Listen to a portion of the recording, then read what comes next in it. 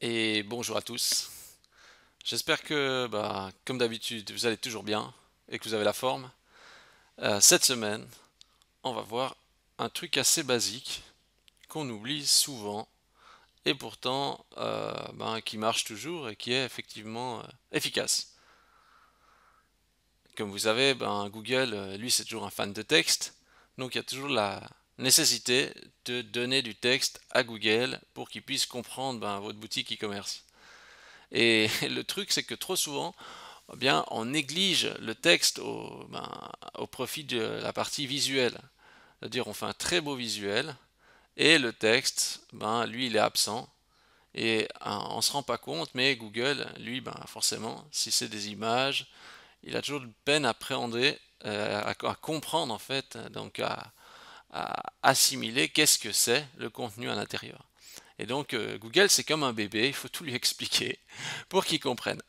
Alors, euh, le problème, c'est que souvent, les marchands ne veulent pas mettre de texte, des fois ça encombre la page, ça déforme, c'est pas pratique, etc. Ça fait un gros pavé, c'est pas beau, etc. Donc, euh, il faut trouver une méthode pour intégrer le texte sans que forcément, on va dire, il soit dérangeant. De manière à ce que justement Google puisse le voir sans que ça perturbe la partie, on va dire, esthétique du site. En tout cas, que ça remette trop en cause la partie esthétique. Et il y a une autre chose aussi, c'est que avec la partie mobile, comme Google maintenant, il a son index, enfin, Google a dit qu'il y avait un seul index, ça veut dire l'endroit où sont regroupées les pages, il y aurait un seul emplacement, mais il va donner petit à petit priorité à la version mobile. Ça veut dire qu'il va se baser sur la version mobile pour pour stocker, on va dire, les résultats qu'il trouve. C'est pas encore, je veux dire, il n'a pas encore exactement précisé ça, enfin, c'est ce qui a été dit. Après, ça paraît assez logique. Comme le trafic, on va dire, va être dominant sur les mobiles, et qu'il est déjà en partie dans certains cas maintenant, eh bien, Google va se baser sur les mobiles, sur le contenu qu'il voit sur mobile, pour indexer ses pages. Donc la version au desktop aussi, hein, mais la version mobile va entrer de plus en plus en compte. Donc du coup, sur le mobile aussi, il faut que le texte soit présent, parce que si on commence à masquer tous les textes sur mobile, Google va pas les trouver. Et du coup, quand il va essayer d'indexer votre contenu, il va dire ah mais ça, ce contenu, je l'ai pas vu sur mobile, donc il n'y a pas. Donc il faut essayer de faire afficher les textes coûte que coûte, mais sans que ça pénalise l'interface pour l'acheteur quand il navigue dessus. Et pour ça, en fait, comment faire? Eh bien, on va voir ensemble une méthode que j'ai découverte tout simplement par hasard. Et je me suis dit, ah mais oui, mais c'est tellement simple, mais pourquoi pas le faire comme ça? Et j'ai vu ça aussi sur d'autres sites. Alors on va voir ça ensemble. Je crois que tout est dit. Alors maintenant, on est go. Voilà. Alors c'est parti. Donc ce qu'on va faire, c'est on va aller sur on va aller sur notre boutique, mais on va surtout aller voir quelque chose d'autre. On va aller sur un site, parce que d'abord, moi, je cherchais des habits. Et je me suis dit, il faut que je passe une petite commande. Et je tombe sur le site de Métro Boutique. Non, je tombe pas sur le site de Métro Boutique, j'ai été sur le site de Métro Boutique. Et ah oui, vous voyez, on rappelait, je sais pas si vous vous rappelez, on avait fait un tuto du genre là. Vous voyez, eux, ils utilisent aussi ce tuto avec ces petits, c'est la micro bannière rassurante. Eux, ils le font par exemple. Et là, vous allez me dire, mais qu'est-ce qu'il y a de génial? Rien du tout. Mais si on regarde, boum. Est-ce que vous voyez ce que je vois? Regardez-moi ça. Alors si on regarde maintenant, on va dire dans la page, vous voyez, on a un petit peu de tout, on a de belles photos, c'est assez visuel, c'est assez sympa. Donc ça veut dire comme ça, ils sont pas embêtés avec l'intégration, enfin entre guillemets, hein, ils vont dire qu'ils ont tout mis sur des images, mais du coup, regardez qu'est-ce qui reste comme texte, il reste plus énormément de texte. Alors ils se sont rattrapés, ils ont mis tout ça dans le pied de page, en pas très grand, et puis comme ça, en fait, ça handicape pas la visibilité. Parce que regardez, si je suis un utilisateur, imaginons, je scroll, je scroll, je scroll. Bon, là, je vois que j'arrive au fond de la page, voilà quoi. Et par contre, le texte, il est quand même là. Donc Google, lui, il est content. Alors, c'est une méthode, je pense, qui est intéressante. Ce qu'il faut bien comprendre, c'est que justement, Google est aveugle. Alors, euh, qu'est-ce qu'il voit Google? Alors, allez juste sur ce site.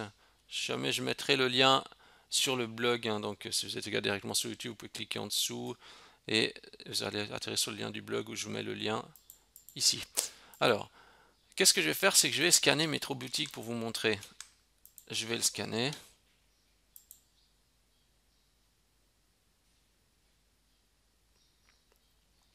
Qu'est-ce que je suis en train de faire? Je suis en train de scanner comme si j'étais en fait un robot, hein. Et voilà ce que voit le robot. Et en fait, il y a un truc assez intéressant. Ça, c'est ce que en fait Google va voir en tant que donc au niveau du texte qu'il va pouvoir interpréter. Et vous remarquerez que si je regarde là au niveau de mon texte, je vais prendre le début du texte. Tout ce morceau-ci, c'est le morceau que on donne à Google grâce au footer. Et en fait, si on regarde par le reste, bon, le reste aide aussi, mais dans le reste, finalement, vous voyez, on n'a pas toute la notion des marques, on n'a pas la notion forcément de toute la variété qui a été mise justement dans le footer exprès pour Google. Eh ben, ici, elle s'y retrouve pas forcément. Donc, le fond, vous voyez, ça fait quoi? Allez, 30% en tout cas, 30 voire 40%, eh bien, le footer optimise le site grâce à environ à hauteur de 40% au niveau textuel. Donc c'est très important. Et encore ici, justement, ben, il y a quand même une certaine masse de contenu, mais des fois c'est pas toujours très intéressant. Vous voyez, il y a des textes, 10 francs à faire, abonné à la newsletter, ça c'est moyennement pertinence du texte qui sert à rien, enfin qui sert à rien, qui aide pas à Google à comprendre de quoi parle le site et qu'est-ce qu'il propose, tandis que le fond, au niveau des marques et tout ça, va aider à Google à comprendre sur le marché sur lequel le site se positionne. Alors, bah justement, nous ce qu'on va faire c'est ça, on va essayer de nous reproduire ce comportement chez nous. Euh, donc, alors je vais juste fermer tout ça, ça c'est l'exemple.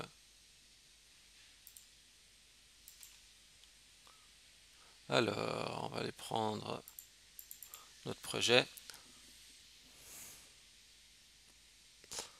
Alors, nous ce qu'on va faire, donc, c'est qu'on va en fait s'occuper de l'optimisation déjà de notre footer.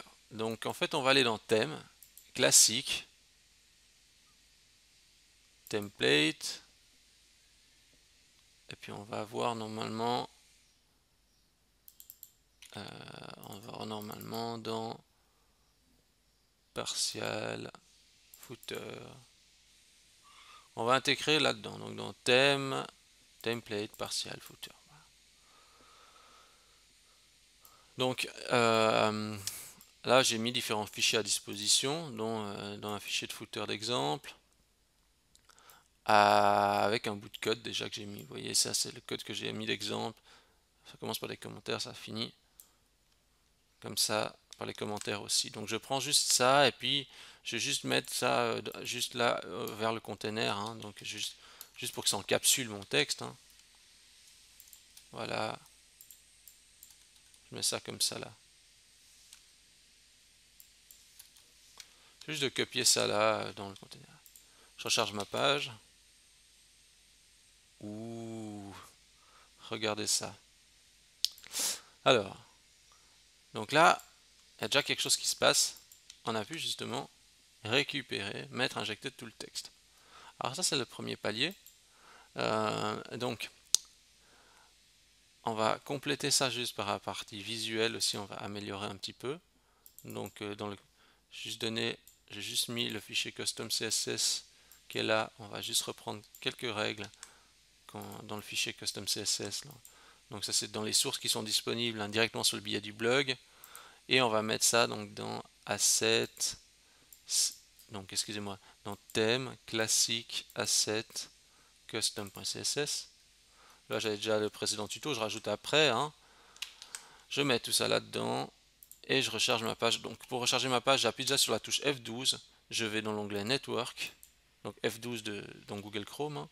Je vais dans l'onglet Network, je vérifie que bien Disable Cache est activé et je recharge ma page. Comme ça, en fait, ben, vous voyez, c'est déjà un petit peu plus petit le texte. Et là, à mon étonnement, je constate que le texte, il est un peu collé sur le haut. Alors, pourquoi le texte est collé sur le haut? C'est étonnant, je sais pas. Je sais pas pourquoi il est collé sur le haut. Est-ce que je vais peut-être mettre un padding top là-haut, comme ça? Ouais, je crois que je vais faire ça. J'aurais peut-être même pas besoin de cette règle, j'aurais peut-être juste besoin de mettre une règle. Alors, c'est pas grave, hein, je suis en train juste de faire un petit ajustement. Alors, et voilà. Eh ben, alors, qu'est-ce qu'il y a de spécial? Vous comprenez quand même ce qu'on est en train de faire. Changer ma page, voilà. Qu'est-ce qu'on est en train de faire? En fait, dans le footer, il y a un truc que j'ai fait. Donc, première chose, vous allez me dire, oui, mais pourquoi tu as tout mis en français dans le code, là, c'est pas avec le système de traduction? Bien, c'est pour déjà gérer plus facilement la mise en forme. Parce que des fois, quand on a beaucoup de texte comme ça, si on veut le structurer, c'est plus facile à mettre justement, voilà, avec une condition. Par exemple, si le langage c'est français, alors mets ce code HTML là. Si c'est allemand, mets le code HTML là, etc., etc. Là, j'ai déjà juste mis un petit échantillon pour les autres langues. Après, il faudra juste compléter.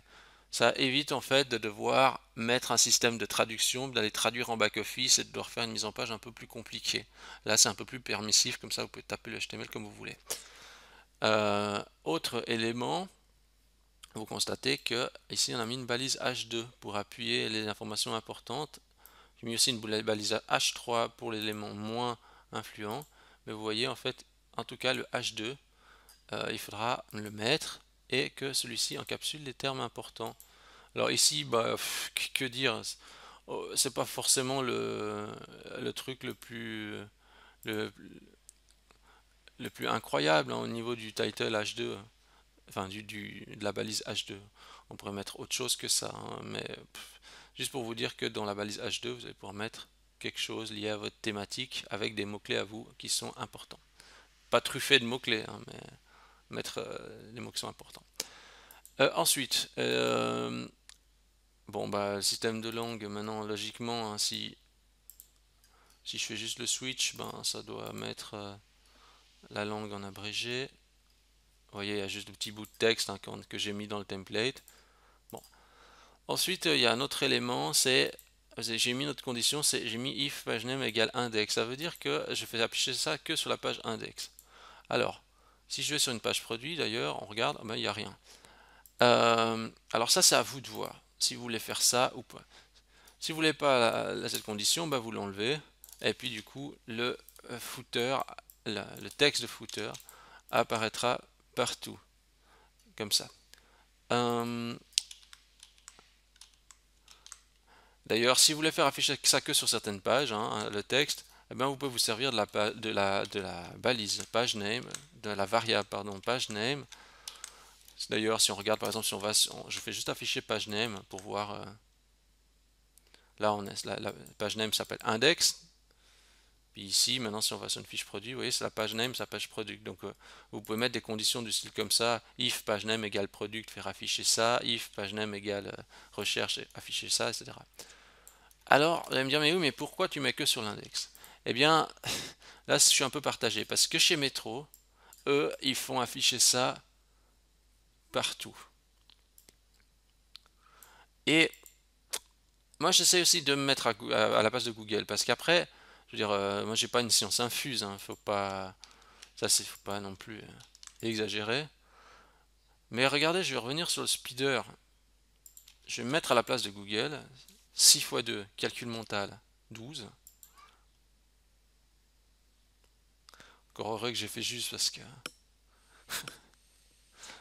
Alors, voilà, il a fait sa capture et on va regarder ici. Voilà. Ce qui m'inquiète de faire ça, c'est que après même les produits, etc., ils vont perdre aussi en potentiel, on va dire, lecture. Ça veut dire que comme il y a beaucoup de texte dans le footer, j'ai quand même une crainte que le footer nuise à la visibilité du contenu de la fiche produit parce il inonde trop le reste du contenu. Je sais que Google est capable de diagnostiquer si c'est un footer ou pas, mais soyons logiques. Le fait de mettre un texte comme ça, un peu massif partout, je suis pas certain que c'est vraiment une bonne idée. Par contre, de faire un texte quand même un peu massif et conséquent sur votre thématique dans le footer de la home page, donc de la page d'accueil, ça me semble cohérent. Donc après, c'est aussi à vous de décider, vous pouvez changer les règles, etc.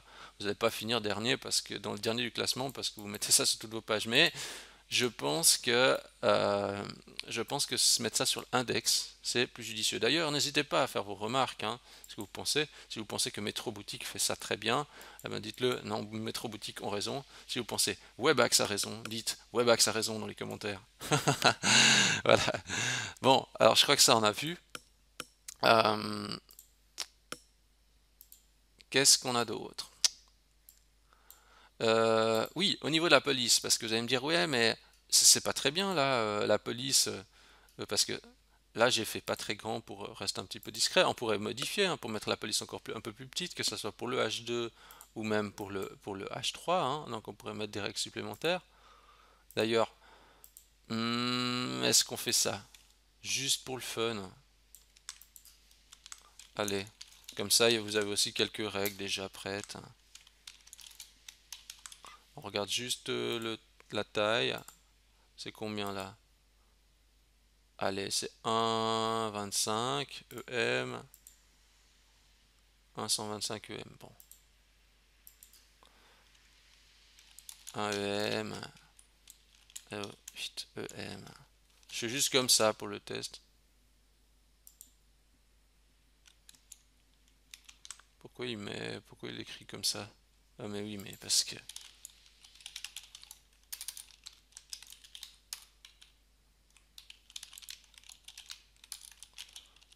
Voilà. On met ça. Et on teste. Ah bon, on essaie d'écrire juste surtout.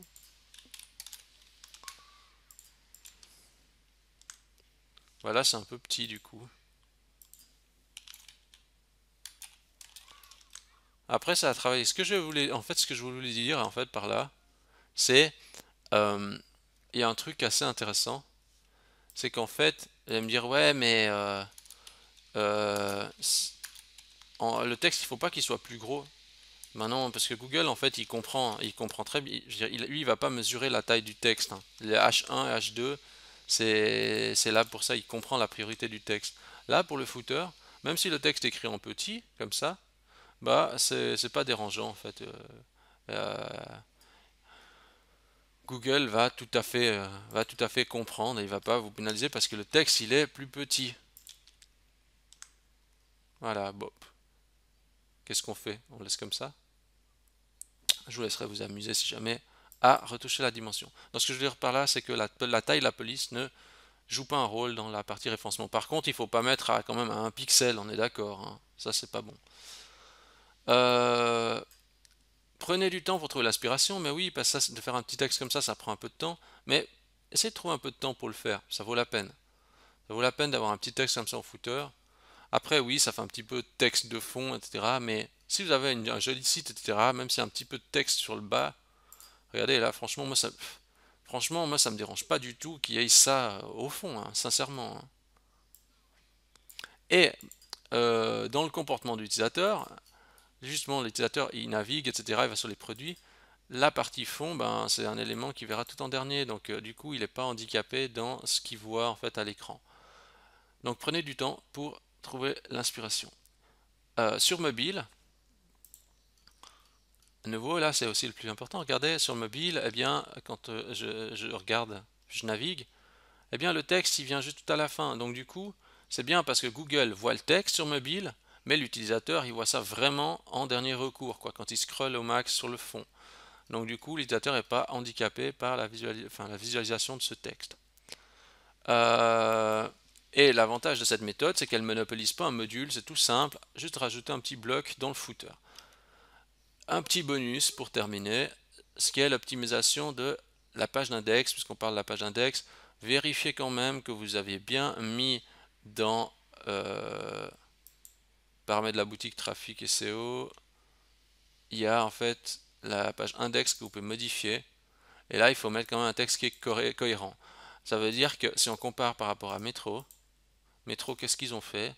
Eux, ils ont mis, si on regarde dans leur code source, ils ont mis en fait, là, par exemple, ils ont mis euh, la boutique en ligne, etc. Voilà, donc c'est une petite description de leur shop, comme ça, avec un titre de la page qui est justement Métro Boutique, Fashion, Online Shop Suisse, voilà. Donc ça, c'est des éléments qu'il faut mettre, de manière à ce que Google puisse mieux comprendre, enfin mieux proposer un résultat plus agréable dans Google. Puisque maintenant, si on regarde chez Metro,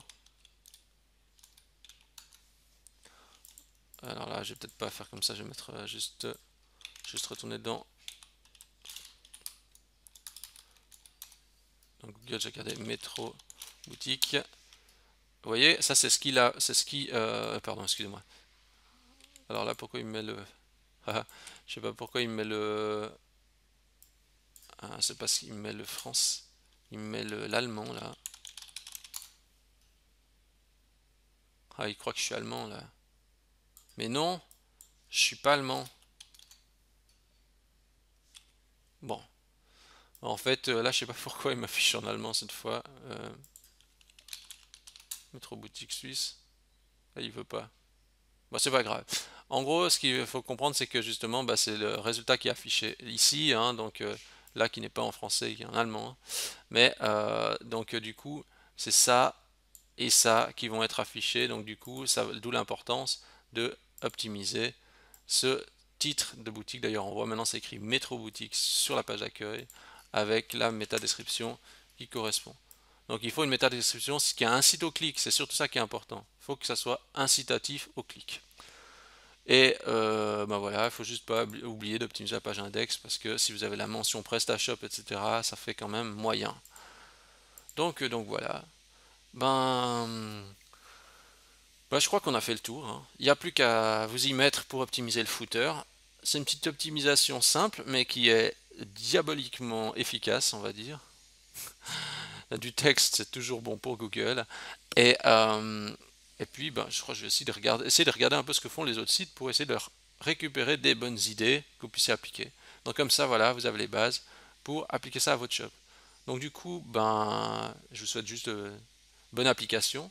Si vous avez aimé la vidéo, ben, n'hésitez pas à la liker. Vous pouvez mettre un commentaire. Vous pouvez donner 5 sur 5 à Webax dans Google. Vous tapez Webax, W-E-B-B-A-X dans Google. Vous pouvez mettre 5 étoiles. N'hésitez pas à partager la vidéo si vous avez trouvé ça bien. Et vous pouvez vous abonner à la chaîne YouTube. Voilà, je crois que j'ai fait toutes les recommandations. Et sur ce, je vous dis à la semaine prochaine. Merci à tous pour votre fidélité.